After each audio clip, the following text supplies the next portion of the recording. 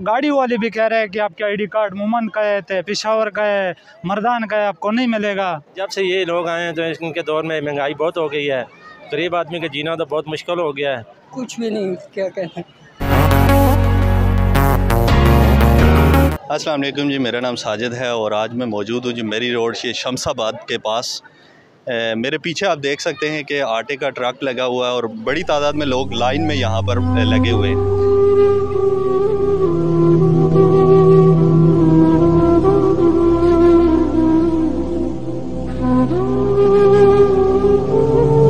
कुछ सफ़ेदपोश लोग भी यहाँ पर मौजूद हैं जिनसे मैंने बात की तो वो बात नहीं करना चाहते हैं। और एक भाई जो मेरे साथ मौजूद हैं तो इनसे मैं पूछता हूँ कि ये किस मजबूरी के तहत आज इस लाइन में मौजूद है। अस्सलाम वालेकुम भाई। आपको क्या कहना चाहेंगे जिस तरह से आटा लेने के लिए आप भी काफ़ी देर से लाइन में मौजूद हैं? जी कुछ भी नहीं, क्या कहना, कुछ भी नहीं, क्या कहना। मुझको क्या कहना चाहेंगे? बस ठीक है जो आ रहा है।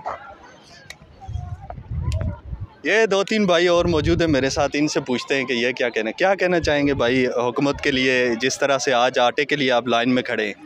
बस थोड़ी तकलीफ़ है हमें, बहरहाल कोई नहीं है, बर्दाश्त करते हैं हम मुश्किल को।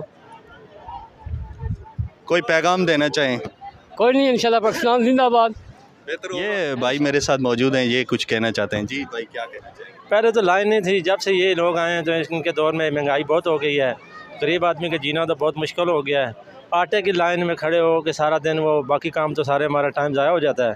क्या एक छारा आटे का मिलता है वो भी आटा अच्छा नहीं है जी। कितना डिफरेंस है जो आम आटा जो बाहर से मिलता है और ये जो गवर्नमेंट का आटा मिलता है, इसमें कितना? वो तो तकरीबन इसमें 1000 से ऊपर का फ़र्क है। 1000 से ऊपर? 1300 रुपये का फ़र्क है। तो ये आटा खाने में ठीक है? ये इसमें चोकर है, चोकर है। ये आटा गुजारा करता है, एक थैला वो लेके दो ये लेते हैं तो गुजारा करते हैं। गरीब लोग हैं किधर जाए मिक्स करके। तो आप लोग मतलब ये हालात नहीं थी, ये अब देखो आपकी नज़र में सारा। एक आटे के लिए, एक तोड़े के लिए भाई घंटों घंटों इंतज़ार करना, लाइनों में खड़ा होना।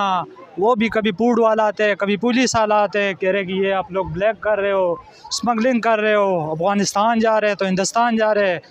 और गाड़ी वाले भी कह रहे हैं कि आपके आईडी कार्ड मुमन का है, पेशावर का है, मर्दान का है, आपको नहीं मिलेगा। तो इस हुकूमत का तो ये हालात है भाई। हम देख के बहुत तंग करता है, कभी आईडी कार्ड के लिए, कभी किसी चीज़ के लिए। तो भाई मैं आपको क्या कह रहा हूँ कि 2013 से आज के हालात, 2013 में इतना मुश्किलात नहीं था जो आज है इस हुकूमत में। क्या कहना चाहोगे हुकूमत को, जो देखने वाले नुमाइंदे हैं हमारे जो चैनल के ज़िले से?